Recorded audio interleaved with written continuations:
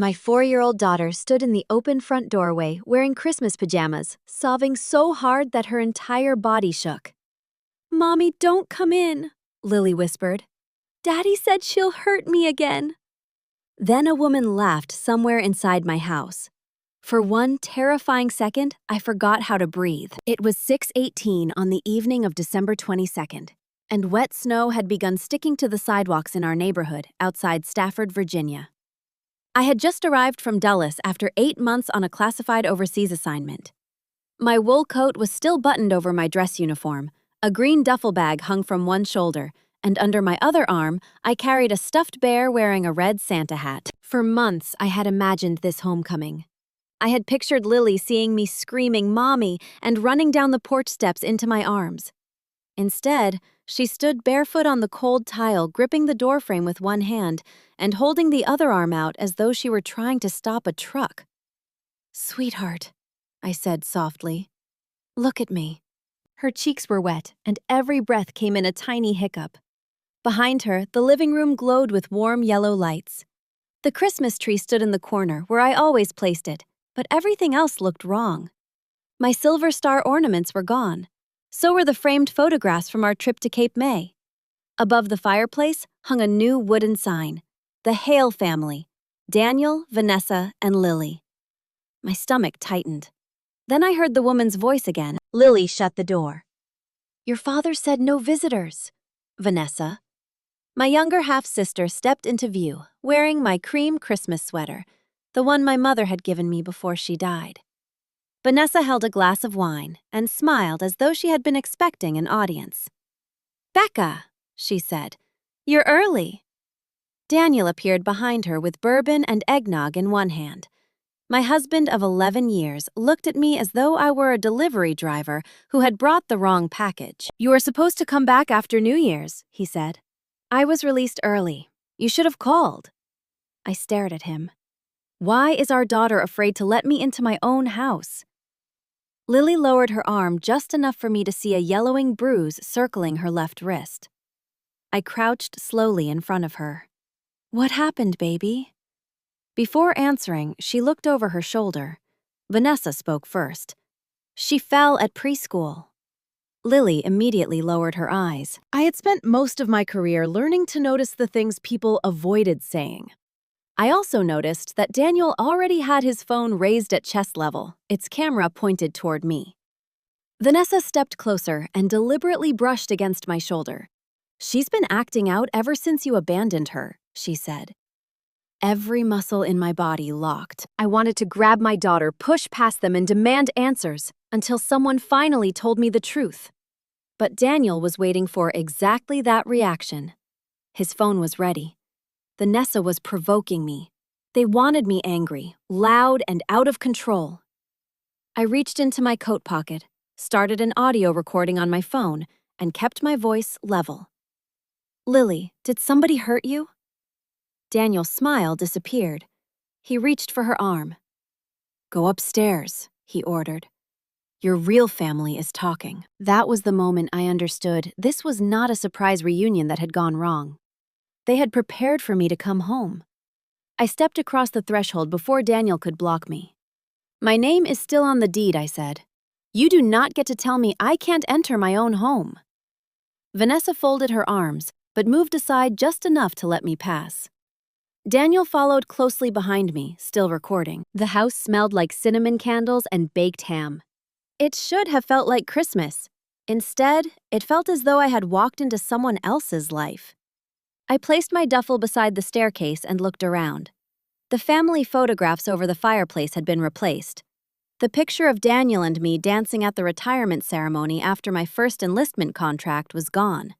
So was the photograph of Lily sitting on my shoulders at Yorktown Beach. In their place hung a professionally printed Christmas portrait of Daniel, Vanessa, and Lily, wearing matching red sweaters. Vanessa's hand rested on Lily's shoulder, as though she had always belonged there. I looked toward the coat closet. There were women's boots, women's scarves, and a long beige coat that was definitely not mine. Vanessa had not been visiting. She had been living in my home. "For how long?" I asked. Daniel shrugged. "A few months." "A few months?" We needed help. You moved my sister into my house. Vanessa laughed. You make everything sound so dramatic. I looked at Lily. Honey, when did Aunt Vanessa start sleeping here? Before she could answer, Daniel interrupted. That's enough. No, I said. It isn't. Lily stood frozen beside the staircase. When Vanessa snapped her fingers at her, Lily flinched.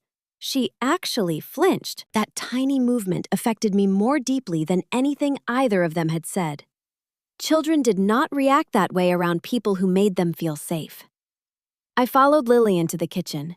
She stopped in front of the refrigerator, but before opening it, she looked toward Vanessa. May I have some water? She asked. Vanessa did not even look up from her phone. You know where the cups are. My heart sank. A 4-year-old should not have to ask permission to drink water in her own home, not unless she had learned that there would be consequences if she failed to ask. I crouched beside Lily while she filled a small plastic cup. Sweetheart, I whispered, are you okay? She stared into the water. I missed you, Mommy. Those 4 words nearly broke me. I wrapped my arms around her. She hugged me back for exactly 2 seconds, then suddenly pulled away. Panic filled her eyes. I can't. Why? She glanced toward Vanessa. I'll get in trouble. I slowly stood. Daniel had watched every second. You see, he said, you confuse her.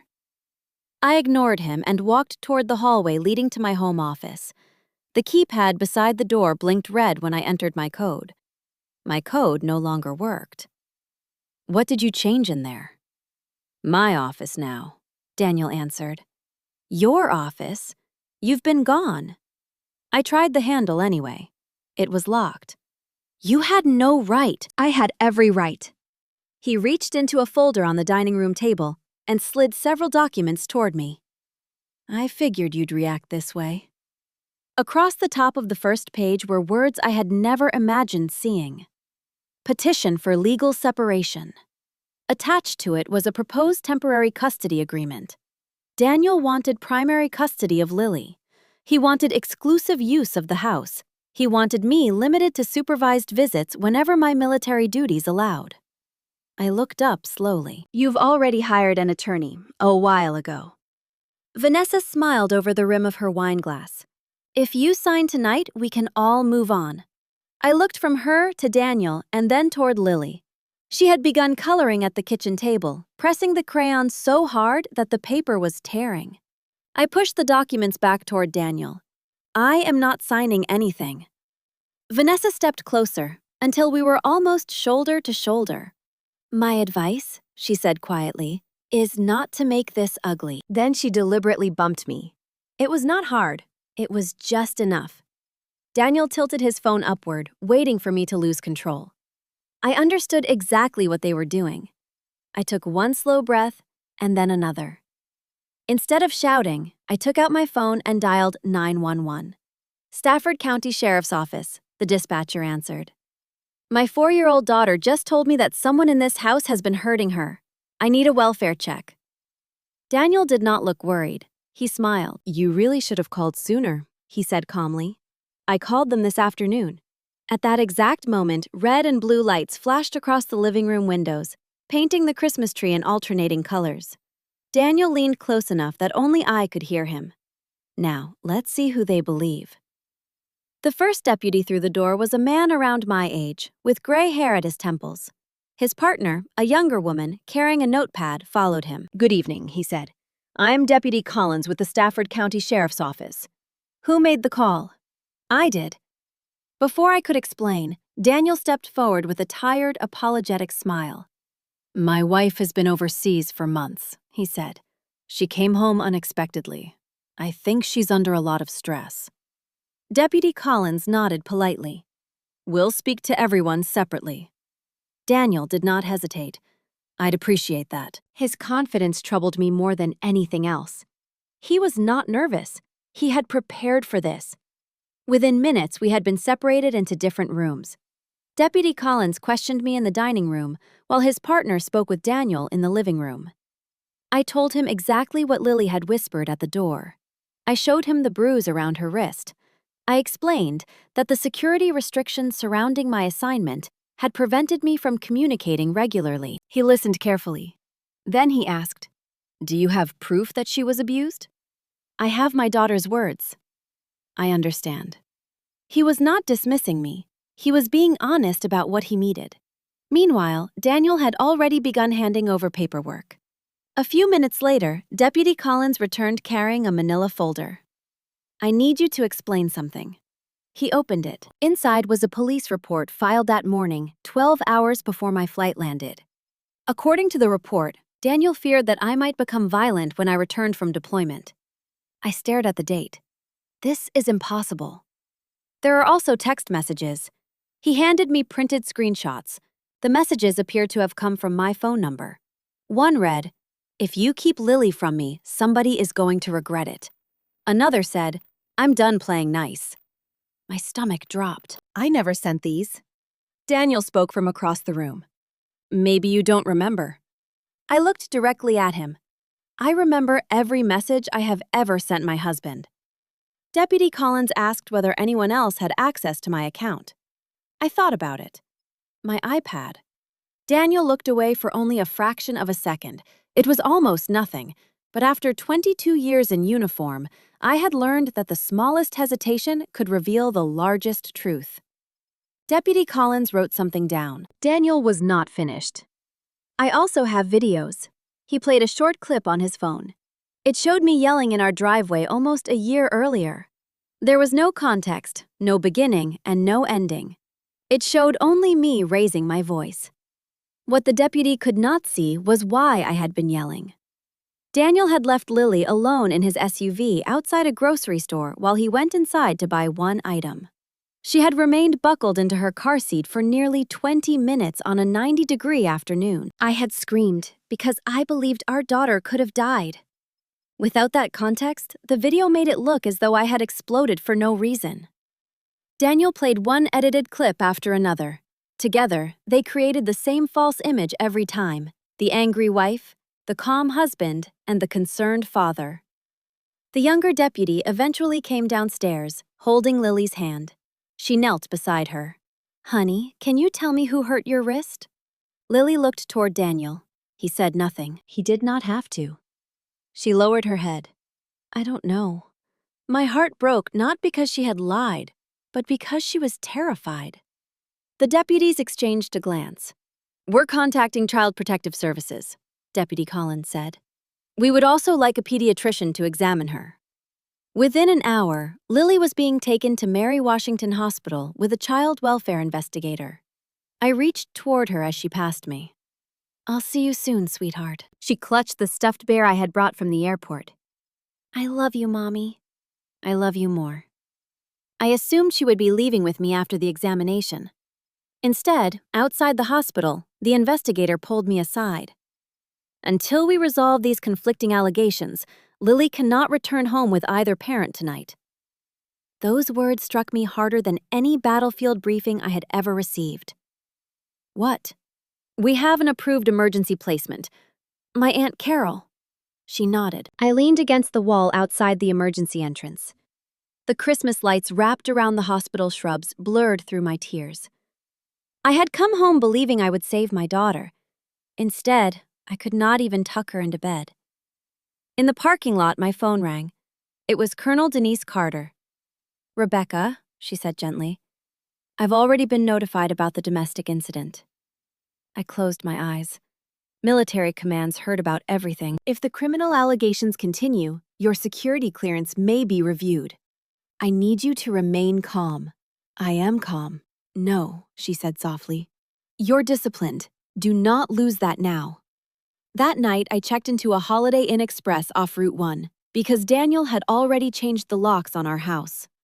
At 2:07 in the morning, I sat on the edge of the hotel bed, still wearing my army trousers, staring at the empty Christmas stocking I had packed for Lily months earlier. I wanted to drive back to the house.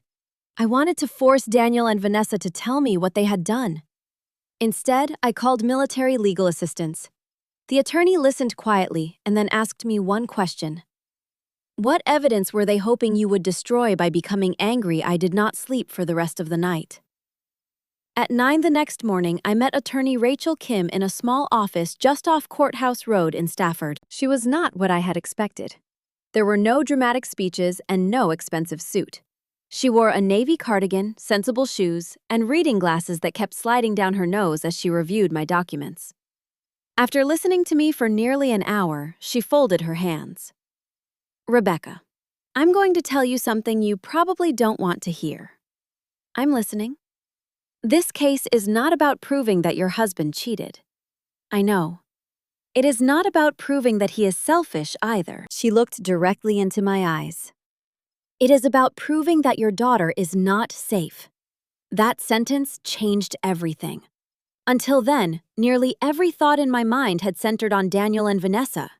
Rachel quietly forced my focus back to Lily. If we chase revenge, we will lose sight of the child, she said. Protect Lily first. The truth will take care of the rest. For the first time since landing in Virginia, someone was giving me a plan instead of sympathy. Rachel asked me to reconstruct the previous 8 months, 1 week at a time. Who had seen Daniel? Who had watched Lily? Who lived close enough to notice changes? One person came to mind immediately. Marjorie Delaney, our next-door neighbor. Marjorie was 72 years old, had retired after 35 years as an elementary school secretary, and knew more about our neighborhood than the homeowners association ever would. When I knocked on her door shortly after lunch, she opened it before I had a chance to ring the bell. There you are, she said. Her sweatshirt read, "Not retired, just done with stupid people." For the first time in days, I almost smiled. She pulled me into a hug. Oh, honey. I didn't know where else to go. You came to the right porch. Her house smelled like coffee and homemade banana bread. She poured 2 mugs before I had even sat down. I figured you'd be back before Christmas, she said. I was. She shook her head. No, I mean, I figured you would come looking for answers. I stared at her. You knew something was wrong. I knew something had stopped feeling right. She disappeared into her den and returned carrying a spiral notebook nearly an inch thick. I write everything down. You what? I've done it for 30 years. She handed me the notebook. Every page contained dates, times, license plate numbers, visitors, deliveries, arguments, and unusual activity. My grandson says it's an old lady hobby, she said. I call it paying attention. I turned to August 3 weeks after I had deployed. One entry caught my attention immediately. August 18th. Young blonde woman moved into Hale House. 4 suitcases remained overnight. Another entry was dated September 2nd. Lily crying outside for nearly 20 minutes. Daniel not home. Blonde woman on phone inside. Then, October 11th. Preschool bus arrived. Lily never came outside. My hands tightened around the notebook. You witnessed all this I did. And no one called me, Marjorie sighed. We thought you already knew. I swallowed hard. She led me to her kitchen window and pointed toward a camera mounted beneath her porch roof. Do you see that I finally bought a Ring camera after someone stole my bird feeder? She smiled. It turns out it recorded a lot more than squirrels. She opened the application on her tablet. The first video showed Vanessa arriving with groceries. The second showed Daniel carrying furniture into the house. Then Marjorie opened a recording from early November. Vanessa opened the back door and Lily stepped outside wearing only socks. The temperature displayed on the recording was 38 degrees. Vanessa pointed toward the patio. Stay there until you learn to listen. The door closed. Lily sat on the cold concrete hugging her knees.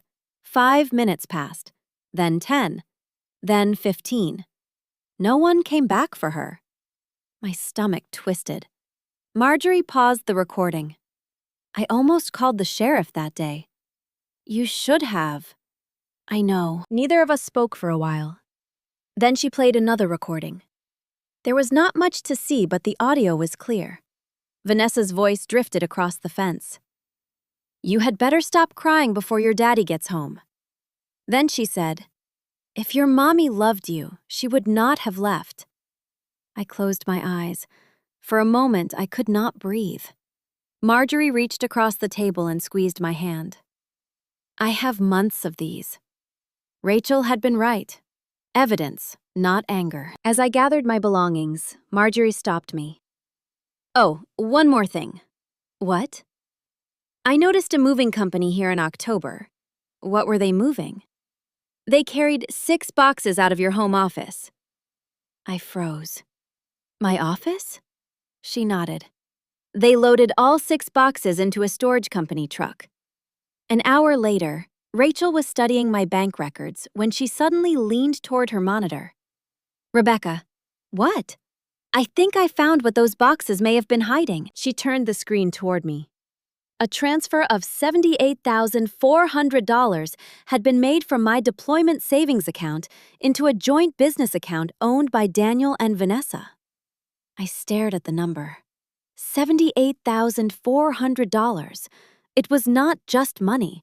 It represented 8 months of deployment pay, hardship pay, and the additional savings I had set aside for Lily's college fund.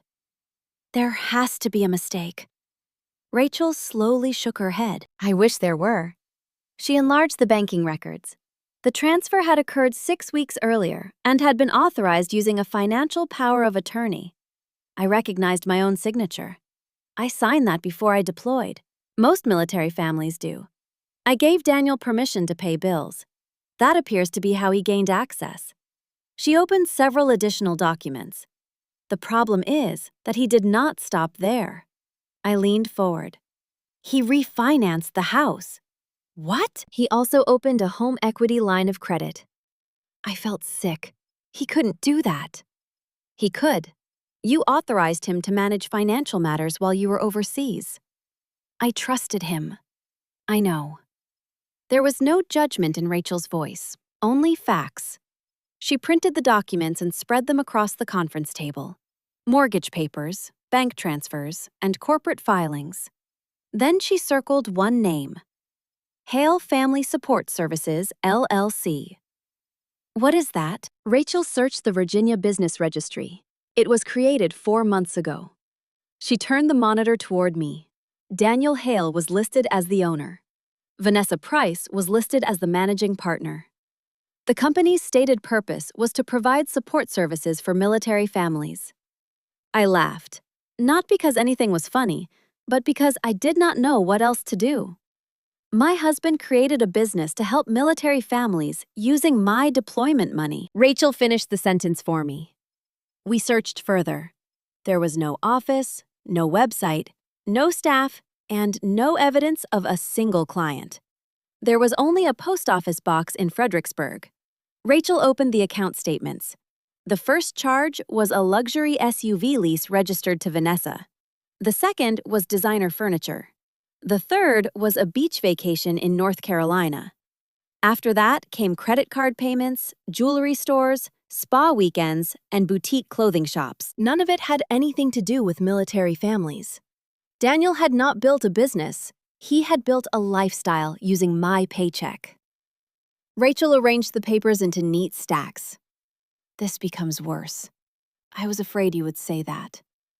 She handed me another document, advertising the Stafford Regional Chamber of Commerce Holiday Community Leadership Gala on December 24th. The featured honoree was Daniel Hale, recipient of the Community Family Champion Award for extraordinary support of military families during overseas deployments.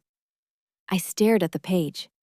They're giving him an award for pretending to be the husband you actually needed, Rachel said.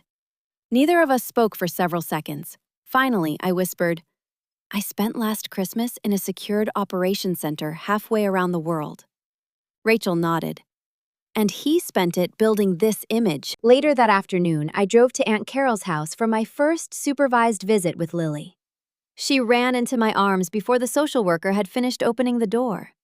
For a few wonderful minutes, she behaved like my little girl again. We colored Christmas trees, built a tower with wooden blocks, and read the Polar Express.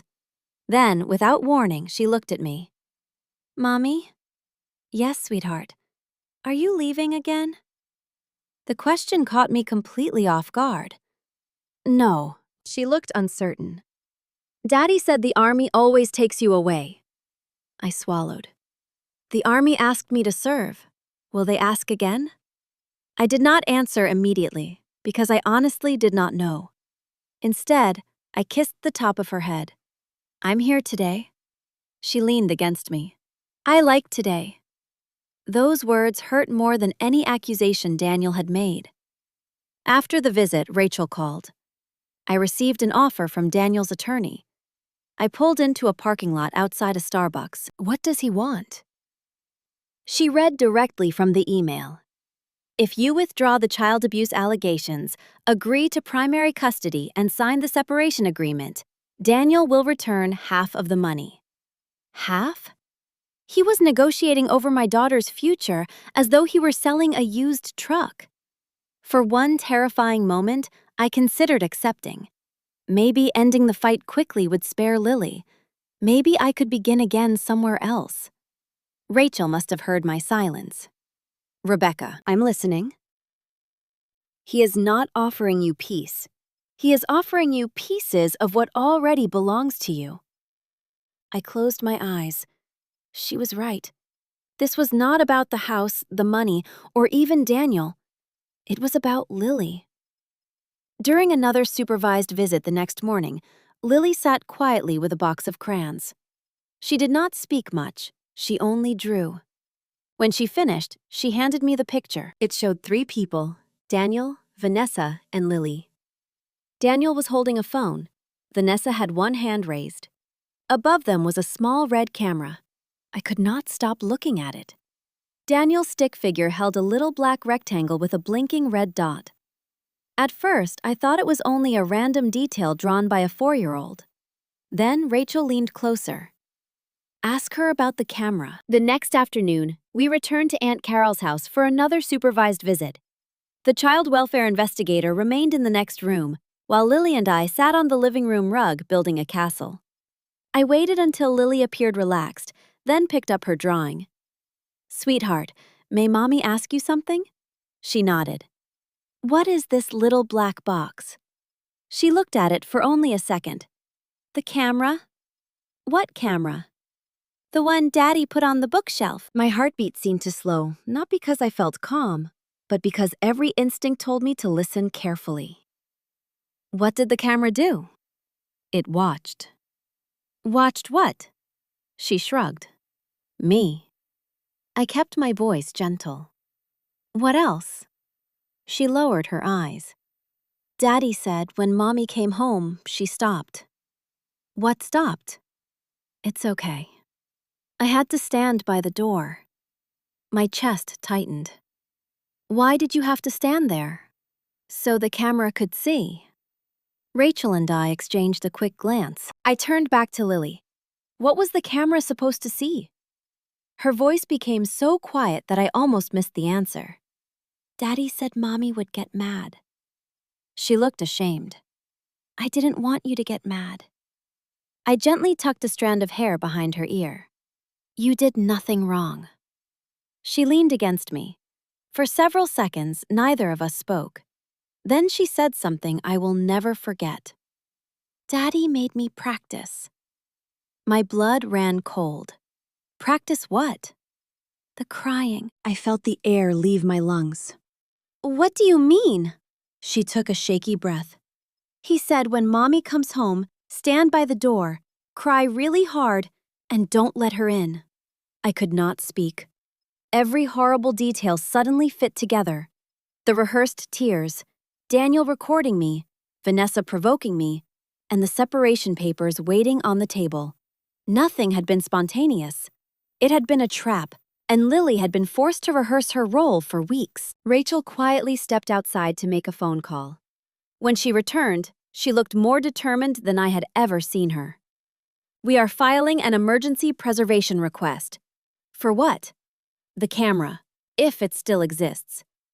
Within hours, a judge signed an order requiring Daniel to preserve every electronic device and security recording associated with the property. By the next morning, his attorney claimed that the camera had disappeared. Convenient, Rachel muttered. She was not giving up. Neither was I. That afternoon, I returned to Marjorie's house. She opened the door before I reached the porch. I knew you'd come back. We are looking for a security camera. She thought for a moment. I never saw the camera itself. I nodded. I assumed you hadn't, but I did see Vanessa throw something away. Marjorie took me into the kitchen and opened the Ring application. This was about 3 weeks ago. The recording showed Vanessa carrying a black trash bag to her SUV. She threw it into the back and drove away. Do you know where she went? No, I sighed. So that's it? Not exactly. Marjorie enlarged the image. This is why I save everything. I leaned closer. Inside the open trunk, partly hidden beneath wrapping paper, was a white camera box. The serial number sticker faced directly toward Marjorie's driveway camera. Rachel nearly grabbed the tablet. Can you zoom in? Marjorie grinned. My grandson says I zoom better than the FBI. After several attempts, the numbers became readable.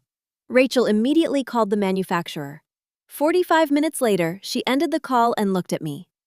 The physical camera may be gone, but the cloud account is still active. The preservation order reached the company before anyone deleted the recordings. The next morning, Rachel and I sat in front of her office computer as the first recovered video loaded. It lasted 32 seconds. 32 seconds was enough. Vanessa stood in the hallway with Lily in front of her. Stop crying, Vanessa snapped. When Lily could not stop, Vanessa pinched her arm hard enough to make her scream. Daniel adjusted the camera. No, he said calmly.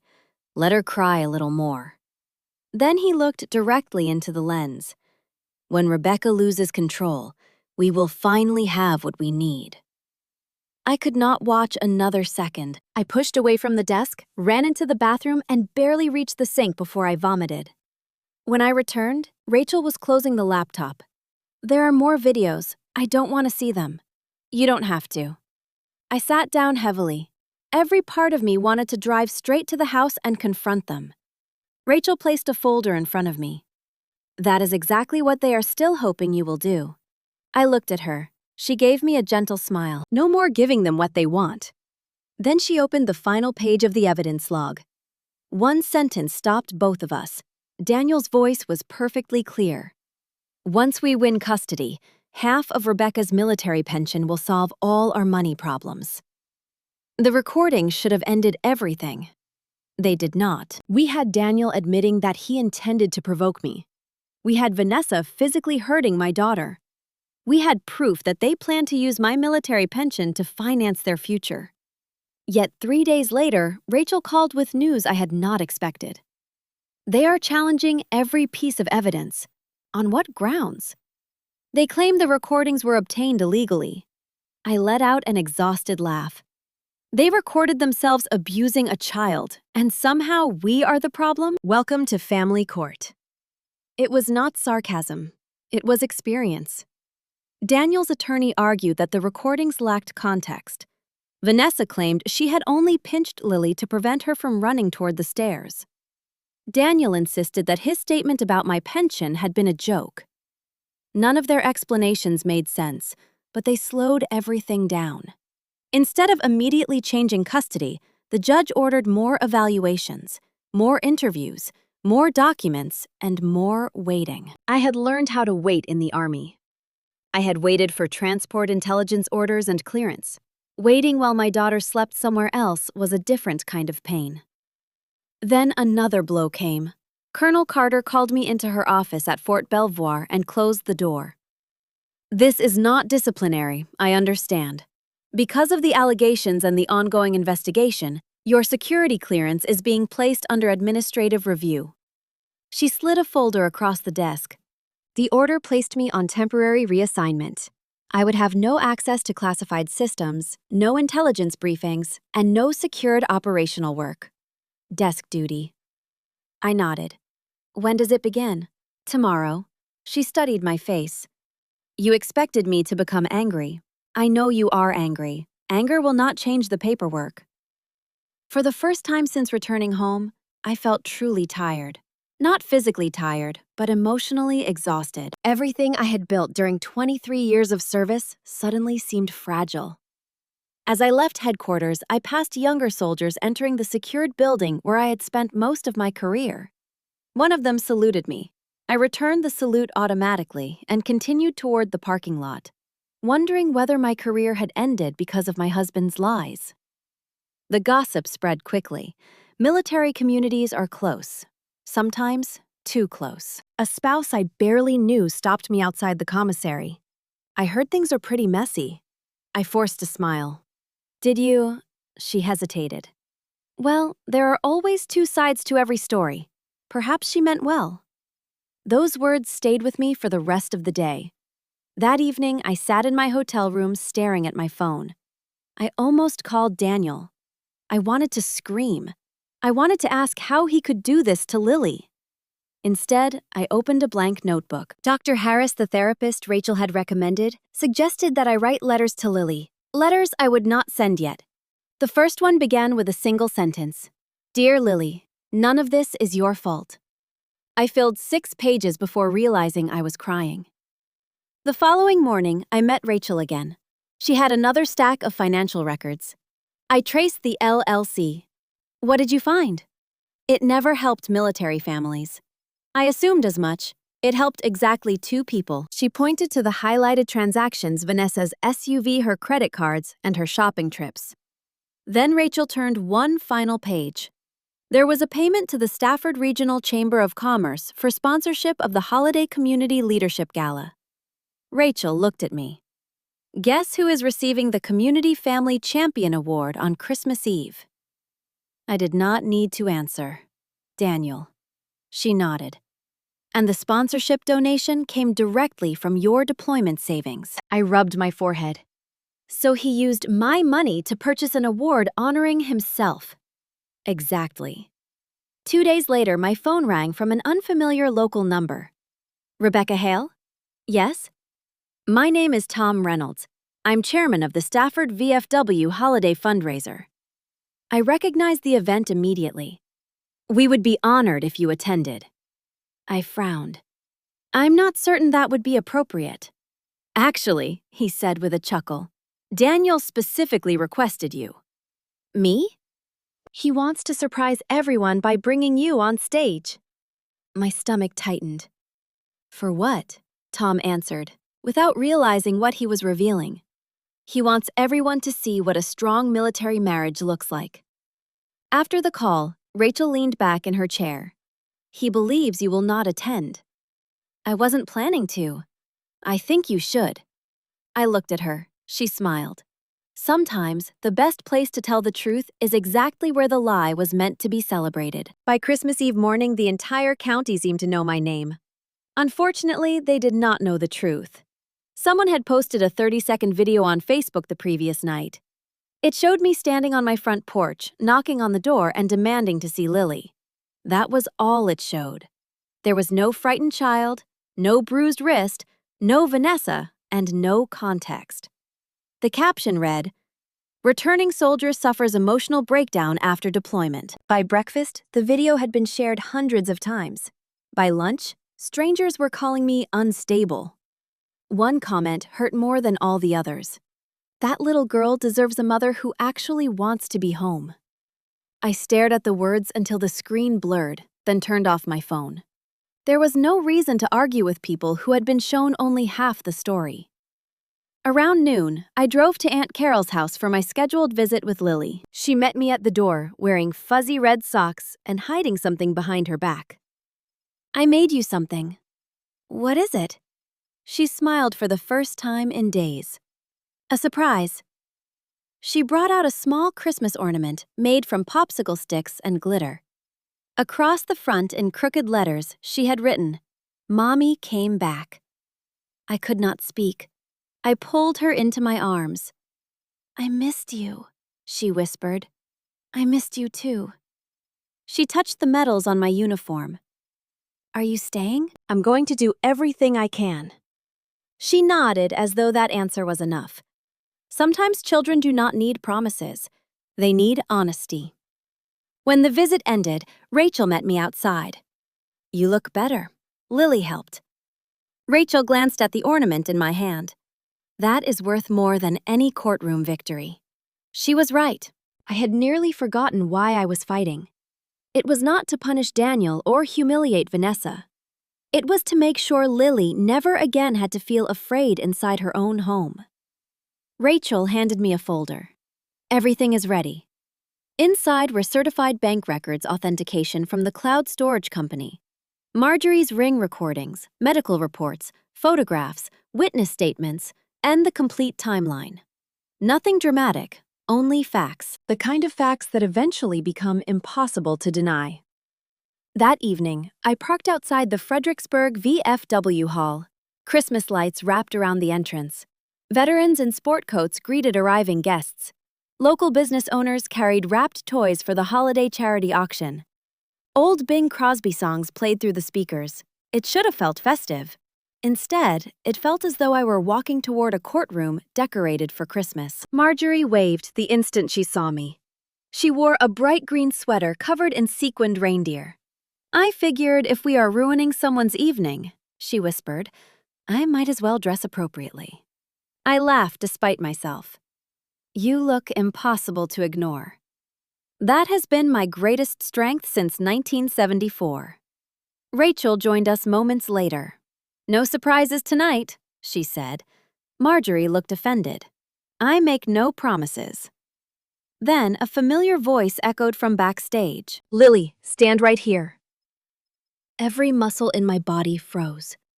Through the partly open curtain, I saw Vanessa kneeling beside Lily and straightening the bow on her red Christmas dress. Daniel stood nearby, adjusting his tie, while a photographer arranged the lights. I turned toward Rachel. "Why is Lily here?" Rachel's expression hardened. She should not be. Daniel had somehow brought her to the fundraiser. He was not only accepting an award, he intended to display our daughter on stage as part of his performance. I started walking toward her. Rachel caught my arm. "Rebecca, I have to get her." "You will, but not like this." Before I could answer, an event volunteer approached. "Mrs. Hale, they are about to begin." I looked back toward the stage. Daniel smiled confidently at the growing crowd. He had no idea that the bank's regional compliance director had quietly taken a seat in the front row. He did not know that 2 child welfare investigators had entered through the side door, or that 3 sheriff's deputies were standing near the back of the room. He believed the evening would be his victory lap. He could not have been more wrong. The ballroom lights dimmed as the master of ceremonies stepped onto the stage. "Good evening, everyone, and Merry Christmas." Applause filled the room, but I barely heard it. My eyes remained fixed on Lily. She stood beside Vanessa in a velvet red dress, white tights, and little black shoes. Someone had curled her hair. From a distance, she looked like a perfectly happy child. But I knew my daughter. Whenever Lily felt afraid, she twisted the hem of her clothing between her fingers. She was doing it now. Daniel noticed me near the back of the ballroom. Surprise crossed his face for a fraction of a second, then vanished beneath the familiar practiced smile he used at bank dinners, church fundraisers, and neighborhood barbecues. It was the smile that convinced everyone he was the nicest man in the room. He excused himself from a group of guests and approached me. "I wasn't certain you would come." "I nearly didn't," he nodded. "It would probably be best if you remained in the audience. I came to see my daughter. So did everyone else. Let's not create a scene." There it was again. The bait. Rachel had warned me. Daniel wanted witnesses another video, and another public example of Rebecca Hale, the unstable military wife, losing control. I forced myself to breathe slowly. "I only want to speak to Lily. You'll have your chance after the ceremony. You do not decide when I see my daughter." His smile faded. "You really have not learned anything." Before I could answer, Vanessa approached carrying 2 cups of coffee. "Oh," she said sweetly, "I didn't realize our guest had arrived." She emphasized the word guest as though I were visiting someone else's family. Then she leaned toward Lily. "Come on, sweetheart." Lily did not move. Vanessa reached for her hand. The moment Vanessa touched her wrist, Lily flinched. Instinct took over. I stepped forward. "Do not touch my daughter." She's fine. Let her go. People nearby began turning toward us. Phones slowly appeared. It was exactly what Daniel wanted. Vanessa smiled as though daring me to react. I reached out and caught her wrist, not hard, but firmly enough to stop her. For one dangerous second, the room became silent. Daniel immediately raised his voice. Rebecca. Several guests gasped. A man near the stage raised his phone higher. I recognized the trap again. It was the same plan in a different room with a different audience. I slowly released Vanessa's wrist and stepped back. I'm not doing this. Vanessa looked disappointed. Daniel looked even more disappointed. Rachel appeared beside me. You stopped yourself. Barely. That was enough. My hands shook, not with fear, but with anger. Years in the army had taught me to remain calm under enemy fire. No one had taught me how to remain calm while someone frightened my child. A child welfare investigator approached and knelt beside Lily. Honey, would you like to sit with me for a little while? Lily nodded immediately. Without looking at Daniel or Vanessa, she reached for the investigator's hand. That tiny choice spoke more loudly than any testimony. As they walked away, Daniel made one final attempt. You see, he called after them, Rebecca upset her. The investigator stopped and turned around. No, she said calmly. Your daughter looked relieved the moment she walked away from both of you. For the first time that evening, Daniel's confidence cracked. A few minutes later, I went into the women's restroom, locked myself inside a stall, and cried. I did not cry because I was weak. I cried because I had come within inches of giving Daniel exactly what he wanted. Rachel found me several minutes later. Are you all right? I wanted to hit her. I know. I have never wanted to hit anyone before. Wanting revenge does not make you a bad person.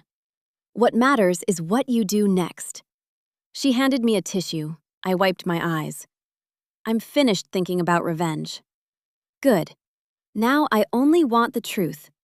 Rachel laughed softly. That is even more dangerous for them. Applause erupted outside the restroom. The announcer's voice echoed through the ballroom. Please welcome this year's Community Family Champion, Mr. Daniel Hale. Daniel walked onto the stage, waving confidently to the crowd. He had no idea that the bank's compliance director sat in the front row with a thick investigation file on his lap. He did not know that sheriff's detectives had quietly taken seats along the side wall. His speech was about to begin. So was the end of every lie he had constructed. Daniel received a standing ovation. The applause echoed through the VFW hall as he shook hands with veterans, business owners, and local officials. Behind him, a slideshow appeared on a large screen. It showed military homecomings, children hugging parents in uniform, American flags and Christmas trees. Then one of my deployment photographs appeared. It showed me standing overseas with my unit. The caption beneath it read, While Rebecca served our country, Daniel served their family. My stomach turned. He had built his entire public image around my military service without my knowledge or permission. Daniel adjusted the microphone. Thank you, he began. This award does not belong to me alone. He smiled toward the audience. It belongs to every military spouse who quietly holds a family together while the person they love serves overseas. More applause followed. He looked humble, grateful, and almost believable. I have always believed that our daughter deserves stability, he continued. Sometimes that requires difficult choices. Vanessa smiled proudly from the front row. Daniel reached toward her. I could not have done any of this without Vanessa.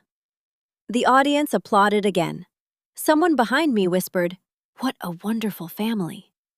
Rachel leaned toward me. Almost. Daniel continued. Military life demands sacrifice. Then he looked directly at me. And forgiveness. He smiled. I am grateful that Rebecca could join us tonight. A spotlight found me near the side of the room. Several people turned in their seats. Daniel extended one arm. Rebecca, would you join me on stage? Every eye in the ballroom shifted toward me. Rachel whispered, Stay calm.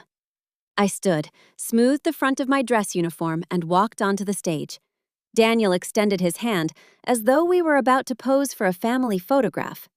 I ignored it. Instead, I turned to the master of ceremonies. "May I say something?"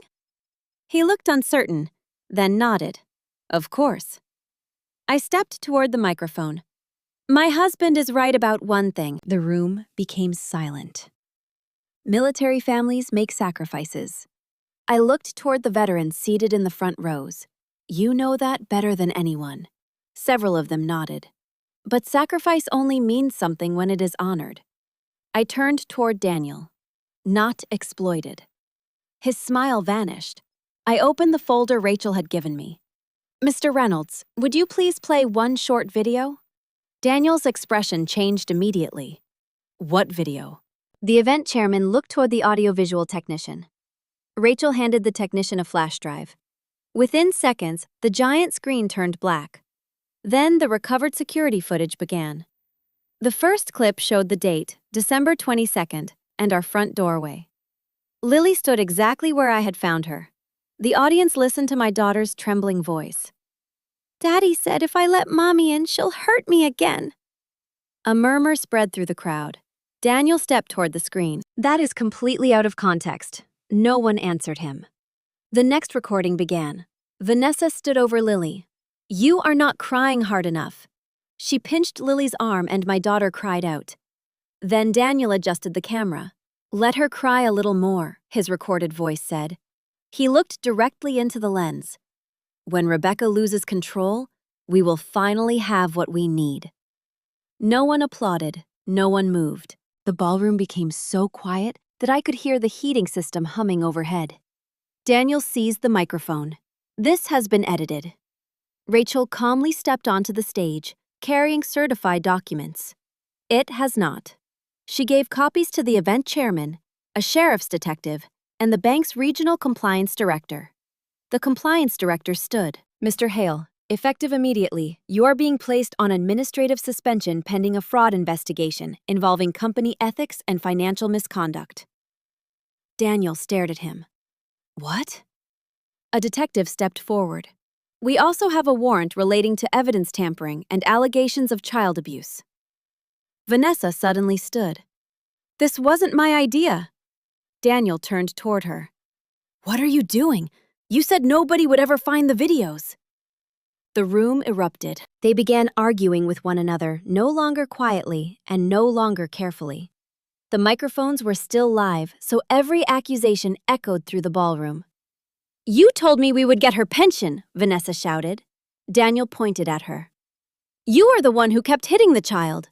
Gasps moved through the audience. Marjorie leaned toward the woman beside her and spoke loudly enough for half the room to hear. "I believe that is what lawyers call terrible timing." A few stunned laughs broke through the silence. I returned to the microphone one final time. I did not shout or insult either of them. I simply looked at Daniel. "You used my service to build your reputation." Then I looked at Vanessa. "You used a 4-year-old girl to help destroy her own mother."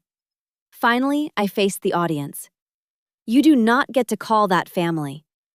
At that moment, Lily slipped away from the child welfare investigator. She ran across the ballroom and straight into my arms. I dropped to my knees and held her as tightly as I could. For the first time since I had come home, she was not afraid. People sometimes ask whether justice felt as satisfying as I had imagined. The truth is that it did not. Relief feels very different from revenge. The courtroom hearings continued for the next 9 months. Nothing happened overnight. Daniel was suspended from the bank within 24 hours of the fundraiser. 1 month later, he was fired, after an internal audit confirmed that he had misused financial authority, falsified documents, and diverted money into the fake consulting company. Vanessa accepted a plea agreement rather than risk a trial. She received probation, mandatory parenting and anger management classes, and a permanent order prohibiting her from having unsupervised contact with Lily. Neither Daniel nor Vanessa ever admitted that they had planned everything from the beginning. They did not need to. The evidence spoke more loudly than either of them ever could. The divorce was not easy. There were days when I wanted to give up, and days when I wondered whether fighting had made Lily's life more difficult. Family court does not move at the speed of heartbreak. It moves at the speed of paperwork. Eventually, the judge awarded me primary physical custody. Daniel received supervised visitation after completing counseling. The court also ordered him to repay part of the money he had taken. Not all of it. Some of the money was simply gone. The refinance on the house could not be undone. Every time Lily and I drove through the old neighborhood, she became quiet. One afternoon, she stared through the car window and whispered, "I don't want to live there anymore." Neither did I. I sold the house. I did not sell it because Daniel had ruined it. I sold it because Lily deserved a home where every room felt safe. We rented a modest townhouse in Fredericksburg with white shutters, a small fenced backyard, and enough space for the two of us. On our first night there, Lily ran from room to room laughing. "Mommy, what is it? Nobody lives here but us." I laughed for the first time in what felt like forever. "No, sweetheart, just us." My security clearance was eventually restored after the investigation cleared me of every allegation. Colonel Carter called me into her office one final time. "I have your new assignment orders." I looked at the paperwork. The assignment was stateside at Fort Belvoir. No more overseas deployments. "You requested this." I did. She smiled knowingly. "Any regrets?" I thought about the question. The Army had given me purpose. It had also taken me away from home. But the Army had never betrayed me. People had. "I have served my country for 23 years, I said. Now I need to serve one little girl." Colonel Carter stood and shook my hand. "I think that may be your most important assignment." The following Christmas looked nothing like the one before. There were no grand decorations, expensive dinners, or enormous tree. We had a small artificial tree from Home Depot, homemade sugar cookies, hot chocolate, and a string of colorful lights around the living room window. While we were decorating, Lily opened a small box. Inside was the ornament she had made during one of our supervised visits, the one with the crooked glitter letters. Mommy came back. She smiled. "Can we hang this one first?" "We absolutely can." She carefully placed it near the top of the tree and stepped back to admire it. "It belongs where everyone can see it." I realized that she was not only talking about the ornament, she was talking about us. For a long time, I believed that coming home meant walking through my own front door. Now I understand that home is not a house, it is not a title, and it is not a marriage. Home is the place where your child feels safe enough to fall asleep without fear. Thank you for staying with me until the end and listening to my story. I often wonder what other people would have done if they had been standing at that front door. And if someone you love suddenly becomes quieter than they used to be, please do not ignore it. Sometimes the smallest voice is the one asking for help the most.